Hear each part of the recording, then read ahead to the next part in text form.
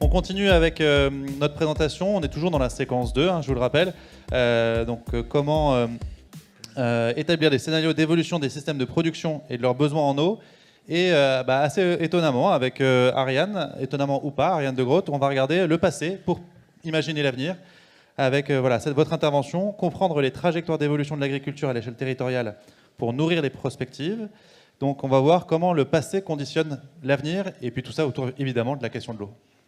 Oui, merci. Donc en effet, je vais vous parler un peu des travaux qu'on mène à la Chambre régionale d'agriculture Occitanie, en partenariat et en appui aux porteurs de projets, sur la compréhension des trajectoires d'évolution de l'agriculture à une échelle territoriale pour nourrir les prospectives. Donc c'est la même diapo, je la passe. Donc concrètement, ça revient un peu à se poser, on cherche à se poser les questions en tout cas, de l'eau pour qui, de l'eau pourquoi à l'échelle d'un territoire, qui utilise l'eau et pourquoi faire. Donc quelques éléments de cadre un peu conceptuels. L'approche qu'on a, c'est une approche globale et qui est systémique et qui combine plusieurs échelles d'analyse. La première échelle, c'est celle du territoire. Donc on se place à un territoire qui est cohérent par rapport à la mise en valeur des agriculteurs, donc par rapport aux espaces qui travaillent, qui est homogène d'un point de vue socio-économique et pédoclimatique pour pouvoir comparer des choses comparables, toutes choses égales par ailleurs, à une échelle qui est locale. On a parlé à plusieurs reprises des échelles ce matin. Avec la difficulté pour cette question de l'eau, de l'échelle hydrographique, qui n'est pas forcément toujours l'échelle qui correspond aux espaces que travaillent les agriculteurs. Donc on essaye de trouver des compromis dans tout ça pour, en tout cas, se replacer dans un contexte spécifique. À l'échelle de ce territoire, on cherche à expliciter les différentes conditions dans lesquelles travaillent les agriculteurs et donc la diversité agricole d'un territoire. Donc pour répondre à cette question de qui a accès à l'eau et pourquoi faire, on cherche bien à comprendre l'exhaustivité du territoire et donc on regarde ceux qui n'ont pas accès à l'eau. Donc irrigants, non irrigants. Dans certains territoires, les irrigants sont loin d'être majoritaires, donc c'est important aussi de voir quelles sont les perspectives d'évolution des autres, comment font ceux qui n'ont pas accès à l'eau, d'identifier d'éventuels besoins ou nouveaux besoins. Donc il y a cette échelle du territoire, mais il y a l'échelle des exploitations agricoles, et donc on fait des va-et-vient entre ces deux échelles pour comprendre et modéliser la logique de fonctionnement des exploitations, donc sous forme d'exploitation type, et modéliser leur performance économique. Donc l'idée, c'est de replacer la stratégie d'irrigation dans une logique plus globale d'un système. Les agriculteurs sont intégrés au marché, sont dans un cadre de politique agricole, font face à différentes réglementations, vont mettre en valeur des milieux très différents. Donc voilà, prendre en compte toutes ces conditions-là pour discuter la place de l'eau. Sans même parler de leurs histoires personnelles, familiales ou autres, voilà. Qui conditionnent aussi, j'imagine, pas mal les choses. Exactement, et on va le détailler un peu plus. Donc ça revient à questionner les usages de l'eau, l'accès à la ressource et le partage de la ressource entre agriculteurs du territoire pour, bien sûr, in fine, discuter les perspectives d'évolution de l'ensemble de ces systèmes. Cette approche à différentes échelles, on la décline dans le temps, puisque l'idée c'est de comprendre les transformations de l'agriculture et comprendre comment ces transformations et ces grands bouleversements ont impacté les agriculteurs. On sait que ça n'a pas été les mêmes trajectoires pour tout le monde, et donc du coup ça se ressent et ça explique aujourd'hui pourquoi on ne retrouve pas une agriculture forcément homogène à l'échelle d'un territoire. Donc pour cela, on s'appuie sur une méthode scientifique qui est celle développée par l'UFR d'agriculture comparée à AgroParisTech, la méthode de diagnostic agraire, et qui se décline en 3 temps que je vais vous illustrer à partir de l'exemple d'une portion de la Douramont, la partie gersoise essentiellement, qui a été un diagnostic agraire réalisé en partenariat avec l'institution Adour, dans le cadre du projet de territoire pour la gestion de l'eau Adour-Amont. Donc voilà, ces 3 temps, c'est caractériser le milieu dans lequel travaillent les agriculteurs, retracer l'évolution et les trajectoires d'évolution de chacun de ces types d'agriculteurs et systèmes, et pour modéliser la situation actuelle et discuter de leurs perspectives. Donc c'est un travail de terrain important, basé sur des entretiens, même si bien sûr on valorise tout ce qui est disponible en termes de biblio et de statistiques.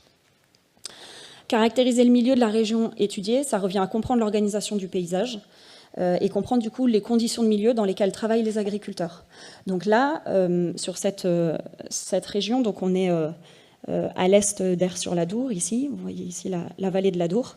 On a une dualité qui est très forte entre la large vallée alluviale de l'Adour, où on a des terres qui sont relativement planes, une ressource en eau qui est relativement abondante entre le cours d'eau et la nappe alluviale, et des coteaux vallonnés du Madiranais avec des reliefs plus marqués, une hétérogénéité de sol plus forte et une ressource en eau plus limitée. Cette connaissance du terrain, donc bon, je ne rentre pas en détail, vous voyez les illustrations et le niveau de détail dans lequel on peut rentrer.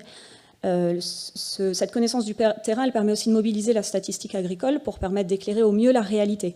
Je vous prends l'exemple des données du recensement agricole 2020 de la commune de Riscle. Vous voyez à peu près la moitié de taux d'irrigation, un peu plus en nombre d'irrigants, un peu moins en surface. Et en fait, ça cache le fait que la vallée de l'Adour est en fait très largement irriguée, avec les 2/3 d'irrigants et plus de 80% de la SAU irriguée. Et à l'inverse, les coteaux madiranais, où les irrigants sont largement minoritaires et seule une petite superficie est irriguée. Voilà, donc un petit point de vigilance au passage. Comprendre les évolutions de l'agriculture, c'est retracer du coup les transformations de l'agriculture.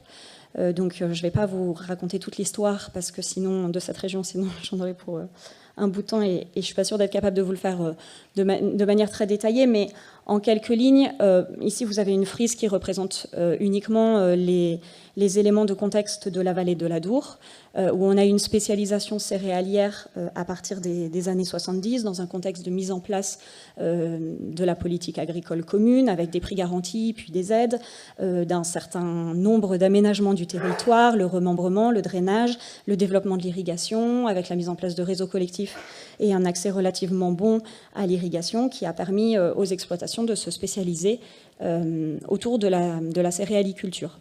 Dans le contexte des années 90, je vous mets au passage pour que vous puissiez jeter un coup d'œil les trajectoires d'évolution que je vais pas détailler, mais dans le contexte des années 90, on a une évolution des prix qui évolue de manière plus défavorable pour les moyens de production que pour les produits agricoles. Et donc on va avoir différentes stratégies optées par les agriculteurs. Certains vont se tourner plutôt vers de l'agrandissement.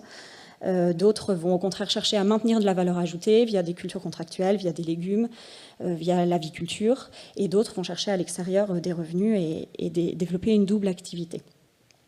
Ces différents changements, là je vous ai fait les grands traits, ça ne va pas être les mêmes dynamiques pour l'ensemble des systèmes, chaque case représente un groupe d'agriculteurs qui fonctionnent globalement de la même manière, et ce qui explique qu'aujourd'hui on a une diversité sur le territoire avec des historiques qui ne sont pas les mêmes, tout le monde n'a pas eu la possibilité de saisir les opportunités au même moment ou de les saisir tout court, et aujourd'hui le champ des possibles n'est pas le même pour tout le monde selon qu'on ait accès à une certaine gamme de foncier, un certain niveau d'équipement, une certaine capacité d'investissement. Et ça, bien sûr, l'idée, c'est de derrière éclairer ce qui est possible pour les uns, ce qui n'est pas possible pour les autres, et quelles sont les perspectives de ces différents types d'agriculteurs. La situation actuelle, on la modélise sous forme de système de production, dont vous voyez ici une présentation des résultats économiques, donc c'est la valeur ajoutée nette, vous avez les différents systèmes, et à droite, la part de la SAU irriguée. C'est des idéotypes, on va dire. Enfin, c'est vraiment des recompositions. C'est de la modélisation voilà. À partir d'un fonctionnement type d'exploitation qui représente la logique d'un ensemble d'agriculteurs qui a accès à la même gamme de foncier, au même niveau d'équipement. Donc, sur la partie droite du graphique, on retrouve les systèmes de la vallée de l'Adour qui ont une part importante de leur SAU qui est irriguée, qui dégagent les niveaux de valeur ajoutée les plus forts. C'est intéressant de voir que ceux qui ont les niveaux les plus forts sont des exploitations, ne sont pas les plus grandes exploitations, 70 à 100 hectares, et dégagent ces niveaux-là de valeur grâce à des ateliers à très forte valeur ajoutée, des prêts agavés, des asperges, là en l'occurrence. À l'opposé du graphe, on retrouve les systèmes qui sont mis en place sur les zones de coteaux avec des niveaux de valeur ajoutée bien plus faibles. Une petite part de la surface qui est irriguée, donc qui pour autant joue souvent un rôle très important dans la sécurisation du revenu. Donc si on regarde rapidement au sein de ces systèmes, donc je vais pas discuter ici les deux systèmes en bleu qui sont les systèmes viticoles spécialisés.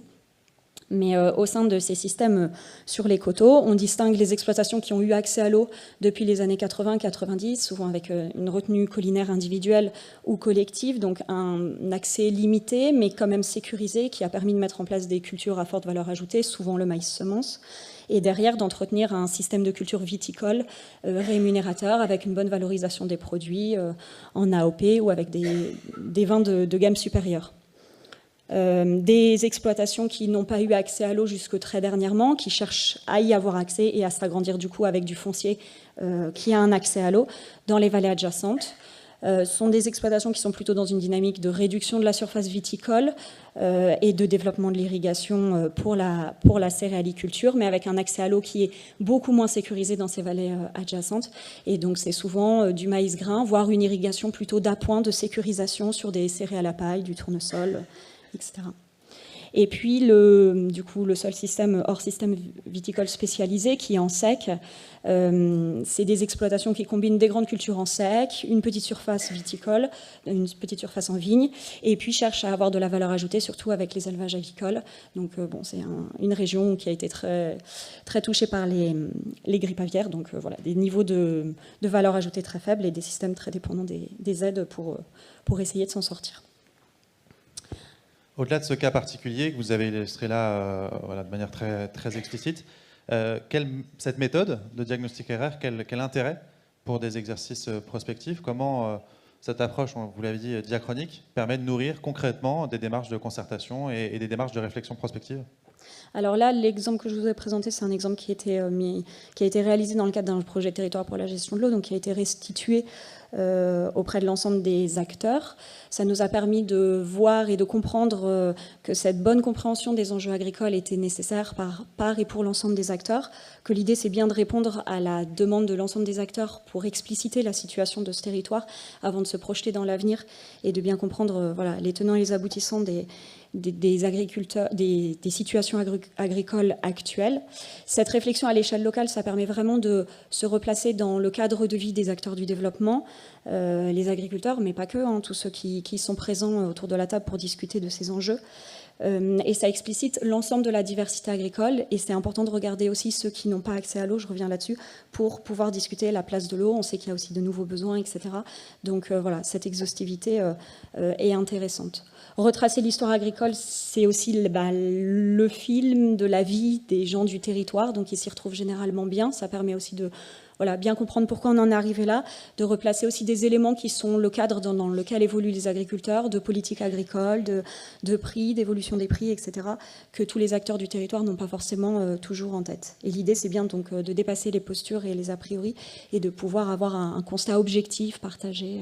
Nathalie Bertrand parlait ce matin, justement, dans les PTGE, de l'intérêt de se mettre d'accord sur la situation de départ, de cranter cette situation de départ. Et là, vous nourrissez cet établissement du diagnostic actuel.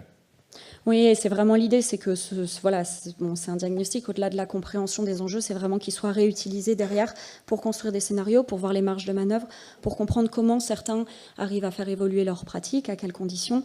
On sait que l'eau en est une, mais c'est pas la seule, et donc du coup, comprendre l'ensemble de ces conditions et de ces leviers au changement, d'identifier les systèmes émergents, ceux qui sont contraires en perte de vitesse, et de faire en sorte que tout ça soit utilisé pour discuter de la suite. Voilà, juste une dernière slide. Donc, c'est des travaux, vous voyez, qu'on a réalisés ces 2 dernières années. Donc, pour l'instant, on a pas mal travaillé à l'échelle d'Adour-Garonne.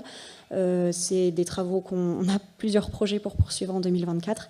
Et avec l'idée de vraiment faire en sorte que ces éléments soient réutilisés dans le cadre des démarches concertées sur la gestion de l'eau pour la prospective.